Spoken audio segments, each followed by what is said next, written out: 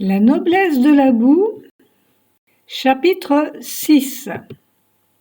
Les voyageurs sur le quai n'imaginent pas à quel point Dominique est heureuse de se hisser sur le marchepied du wagon.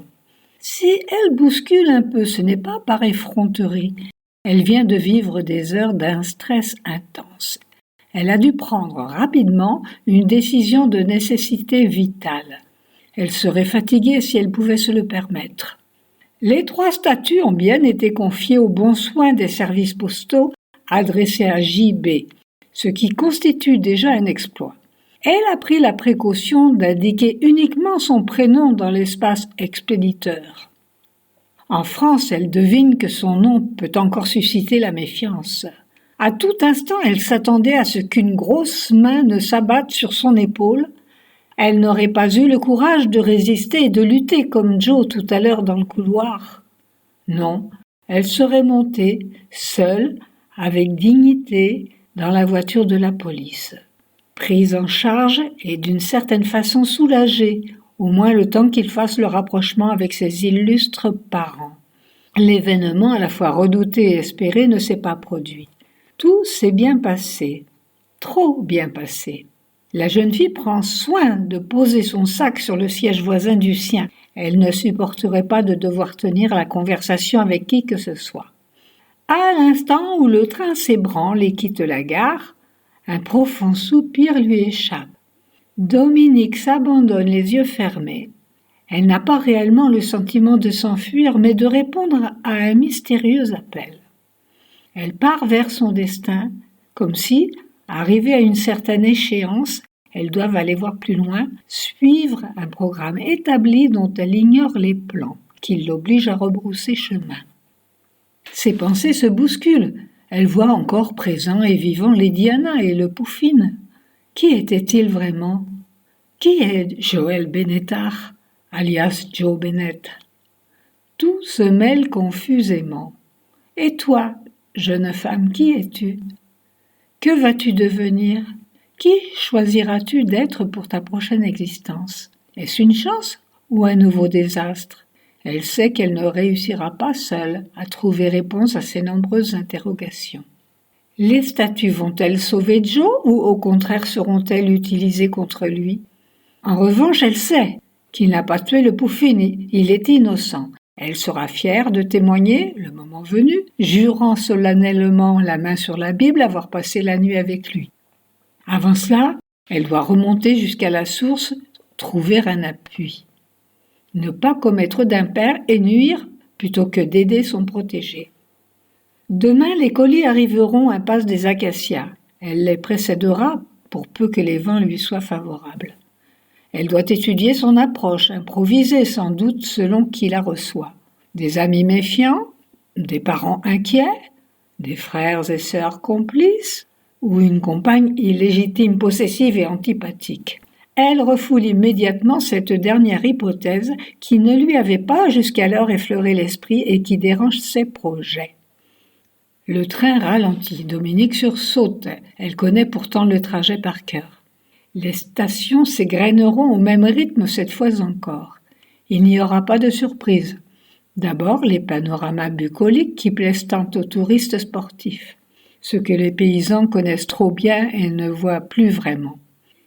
Quand elle a découvert cette région, il lui semblait déjà familier.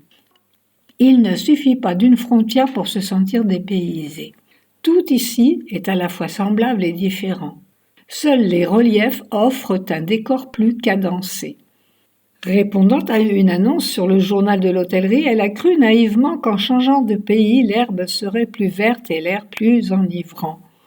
Son nom, synonyme d'un profond dégoût, s'affichait à cette époque à la une des journaux français. 2 ans depuis la fin du procès auront-ils suffi à apaiser les tensions ? L'actualité sans trêve aura-t-elle dilué, par de nouvelles histoires sordides, l'infamie de sa famille maudite ? Les paupières closes, elle connaît toutes les stations, chaque courbe et sommet. Elle reconnaît maintenant les cahots et le souffle différent de la machine sur le viaduc. À partir d'ici, sur 5 km, vous surplombez l'ensemble des paysages campagnards, ceux des photos. Le lac domine d'une propreté étonnante, bordé de jardins ciselés et piqué de larges fleurs. Inutile de soulever les paupières. Comme souvent, après la pluie de juillet, le soleil tombe d'aplomb et transperce maintenant le wagon de bout en bout, du midi au nord. Ensuite, la machine reprendra son souffle lourd, annonçant les arrêts bruyants et fréquents qui marquent une zone industrielle, les abords de villes plus importantes, peuplées et polluées. Elle connaît tout cela. Bercy, rassurée par ces ponctuations à la fois sécurisantes et entraînantes du chemin de fer. Il n'y aura ni marche arrière ni demi-tour. Tout le monde avance ensemble au même rythme. Dans cet instant hors du réel, ils sont tous égaux, respirent le même air. Le temps de ce trajet, tous les passagers, plus tout à fait sur terre, ni dans les airs, flottent cependant sur un même tempo. Dominique sait qu'elle sera contrôlée une fois ou davantage. Elle sait aussi qu'elle passera la frontière, mais pas encore. Il faudra avoir dépassé les vignobles qui défileront tout à l'heure à leur tour. Elle connaît par cœur le délai entre le viaduc et la zone et les vignobles et la frontière. Elle sait les bruits, elle sait les odeurs, elle se souvient des passagers qu'elle pourrait presque identifier. Elle connaît avec certitude les heures précieuses de la neutralité. Elle souhaite les savourer, ne pas en perdre une seule seconde. Rien à craindre. Que peut-il se produire ? Cette longue carapace de ferraille la protège, elle s'y sent bien, bercée par son souffle redoutable, régulier et rassurant. Une bête, un monstre de fer confortable et bienveillant. Un petit chez elle dans lequel elle voudrait demeurer encore et encore. Et puis il y aura la France, ses racines, son peuple, ses pays. Elle risque d'être reconnue comme fille des deux monstres. Le fait divers est déjà bien loin. N'ayant pas été impliquée à l'époque, elle saura se défendre et assumera si nécessaire. Naïve et jeune, elle n'avait pas alors compris que ses parents, l'air satisfaits, construisaient avec un art infini l'édifice solide de leur fortune sur les bases d'un formidable trafic. Ils spéculaient, vendant un jour des trésors de quelques terres lointaines ou des appartements sur des plans en timeshare, empruntant aux uns pour rendre aux autres, promettant des intérêts énormes. Ils s'affichaient tous les deux en viveurs élégants, portaient des tenues raffinées, des cravates et accessoires étonnants. Ils traitaient leurs victimes en bons amis, régalaient les signataires de fastueux repas sur des tables réputées, offraient fleurs et cigares au moment du dessert. Tout ceci n'était rien en comparaison de la tentative d'homicide sur la personne d'Adeline, la fille de la veuve Welsh. La vieille femme totalement dépouillée se laissait dépérir, portant déjà son propre deuil. C'est alors que sa fille, sans hésiter, intenta un procès, engageant un avocat. Acculée, Marc Chevreau lui promit qu'elle aurait son argent, son joli petit million, le soir même. Seulement, il n'avait pas l'intention d'en rembourser le premier sou. Il comptait juste lui brouiller l'esprit et gagner du temps. C'était mal connaître Adeline Welsh. Face à elle, impuissant à négocier un nouveau délai, naquit dans son esprit brutal le calcul de terminer l'affaire d'une autre façon. Elle qui naïvement avait cru en ce mensonge discutait âprement. La blancheur du cou trop long de la pauvre femme inspira le criminel. Il lui serra la gorge jusqu'à ce qu'elle se taise et tombe à terre comme un chiffon. Son épouse, sa complice, qui était là depuis le début, témoin de cette horrible scène, eut alors l'idée lugubre de mettre du désordre afin de faire croire à un cambriolage et éloigner les soupçons. Mais la victime avait joué de finesse, feignant le trépas afin de se libérer et reprendre ses esprits. Qui s'acharnerait à serrer plus encore le cou d'un cadavre ? Dominique avait 16 ans. Elle se sent coupable d'avoir profité de cette aisance, tout comme elle a assisté et subi à la grande débâcle finale. Totalement innocentée, elle travaille depuis, accablée par le poids de son nom. On ne lui a rien laissé. Depuis, son argent est bien à elle, elle le gagne en mettant un point d'honneur à garder les mains propres. Ne pouvant disposer d'un compte bancaire en Suisse, elle profite de ses sorties forcées pour déposer son argent en banque. La jeune femme est économe. Au fil des versements, elle est parvenue à thésauriser une somme rondelette compte tenu de son modeste salaire. Précisons qu'elle est logée et nourrie comme beaucoup de personnel hôtelier. Bien que modeste pour beaucoup, ce trésor est sa fierté. Elle va pouvoir prendre le temps de se libérer de ses statuts et avoir sans angoisse le temps de choisir un nouvel emploi. Elle n'aura pas à se précipiter dans le premier bar ou restaurant venu. Elle choisira. Son travail ne sera pas différent, elle n'est pas dupe. Elle optera pour une maison calme, sereine, organisée, dirigée par de vrais professionnels, sans tension épuisante ni temps perdu. Un de ces établissements où les clients satisfaits distribuent généreusement les pourboires. Et puis elle sera déclarée, aura cette fois un statut d'honnêteté limpide et rassurant. Son nom, elle devra de nouveau le reconnaître. Tout ceci défile dans l'esprit de la jeune femme. Des 300 francs de Joe, il ne reste évidemment plus rien. Elle a même dû compléter pour pallier aux frais d'expédition à la poste. En supposant qu'elle échoue et ne trouve pas asile, elle a suffisamment d'argent pour loger dans un petit hôtel et faire face en attendant de trouver un emploi. La restauration est travail de nomade. Dans une ville comme Lyon, elle n'a aucun souci à se faire. Elle pourrait même s'accorder quelques vacances, au régime sec bien entendu. Elle transporte avec elle tous ses biens terrestres, ses vêtements entassés sans soin, ses papiers, ainsi que le passeport de Joe, et bien sûr l'encre souvenir du Pouffine, son réveil et son nécessaire de toilette. Elle n'a rien laissé dans sa chambre. Demain, ils s'étonneront de son absence. Peut-être téléphonera-t-elle. Faute de place dans son sac, elle a installé son Walkman sur ses oreilles. Même éteint, il lui donnera l'air normal et devrait lui permettre d'échapper à toute tentative de conversation. Cette remarque n'est évidemment pas valable pour tout le monde. Le contrôleur s'annonce, il va vérifier les titres de transport. Dominique, qui connaît ce trajet par cœur, interprète chaque souffle, chaque sifflement. Elle sait que la douane est encore loin. Sereine, ses yeux fermés lui donnent une impression de recul, presque de confort. Elle feint l'assouplissement par jeu. Quand elle sera sollicitée pour présenter son ticket, elle sursautera modérément, le plus naturellement du monde. Puis, elle ouvrira son sac, cherchera sans hâte, veillera à ne pas confondre son passeport avec celui de son ami. Souriante et détendue, elle s'acquittera de cette formalité avec le détachement du citoyen au-dessus de tout soupçon. La chenille mécanique s'achemine âne à travers le magnifique pays. Elle transporte notre Dominique qui, cette fois, s'est endormi pour de bon, bercé et rassuré par la neutralité helvétique. Les stations défilent.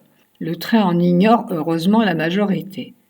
Notre voyageuse sera réveillée et sursautera en vrai, cette fois à la frontière. Elle fouillera à la hâte dans son sac, manquera même de se tromper de passeport. Tout finira bien. Comme pour la ménager, son esprit s'éclaire ensuite par fragments. Comment a-t-elle pu se relâcher aussi profondément avec de tels soucis sur les épaules? Les passagers sont comptabilisés, répertoriés, tamponnés. Les autorités se soucient de savoir qui rentre, qui sort, quand et de quelle manière.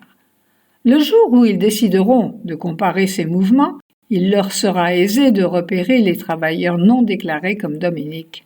Le douanier suisse, grand aux puissantes épaules, est accompagné d'un homologue français. Il a le physique d'un dieu olympien. La jeune voyageuse ne se souvient pas de l'avoir déjà vu sur cette ligne. Il n'a pas sourcillé à la lecture de son patronyme. « Il me semble vous connaître, mademoiselle. Vous passez souvent ?»« Oui, assez. » Elle a frémi. Ces deux mots, à eux seuls, constituent un aveu sur sa clandestinité contrôlée. Dominique est tombée sur un tombeur et est tombée dans le panneau. Elle a eu affaire à plus détendu et plus décontracté qu'elle. Quand vous rentrez ou sortez de Suisse pour des vacances, ou si vous y travaillez avec un permis de travail, vous ne passez pas souvent sans être titulaire d'un abonnement. Qui sait si les services douaniers n'ont pas délibérément posté là ce beau garçon pour débusquer les clandestines. Vous passez souvent sur l'air de « vous habitez chez vos parents » dans une bouche virile aussi parfaite pourrait en effet être interprétée comme un préambule amical et plus si affinité. Cette forme d'inquisition doit d'ailleurs être limite avec les accords de Genève, ce qui justifierait, si besoin était, la présence du douanier français à ses côtés. La jeune passagère s'aperçoit immédiatement de son dérapage verbal. Elle ne contrôle pas le rouge qui empourpre maintenant ses joues, jusqu'au blanc de ses yeux. Les fonctionnaires ne sont pas dupes et il est évident qu'elle rentre chez elle.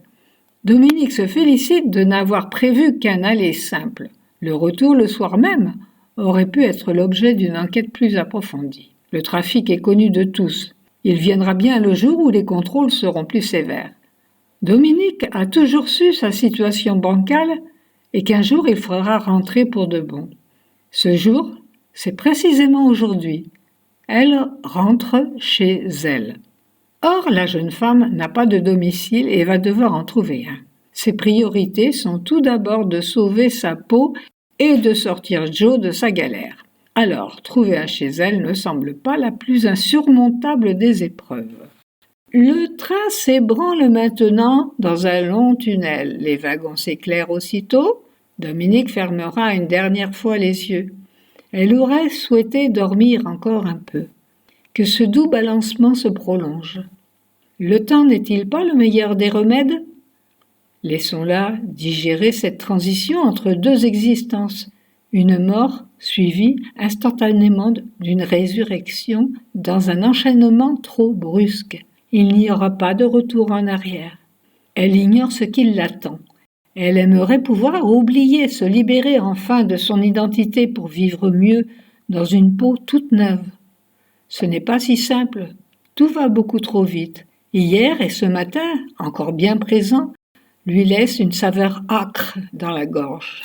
Malgré ses yeux éteints, Dominique devine la violence de la lumière du jour surgir au bout du tunnel comme un appel engageant et une inquiétante mise en garde.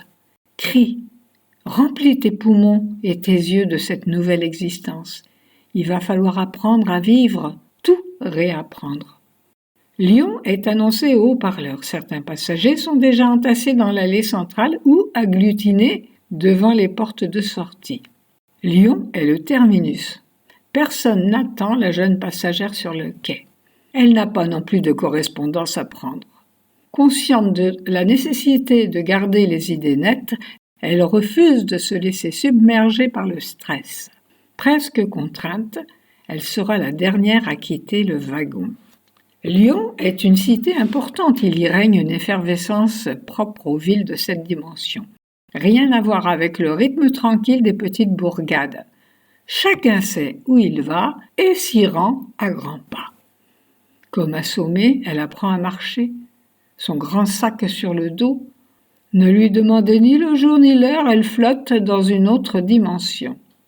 Il suffirait de peu qu'elle laisse tout tomber et court se réfugier dans une autre chambre de bonne et accepte un poste de servante si rassurant dans son prosaïsme et sa simplicité.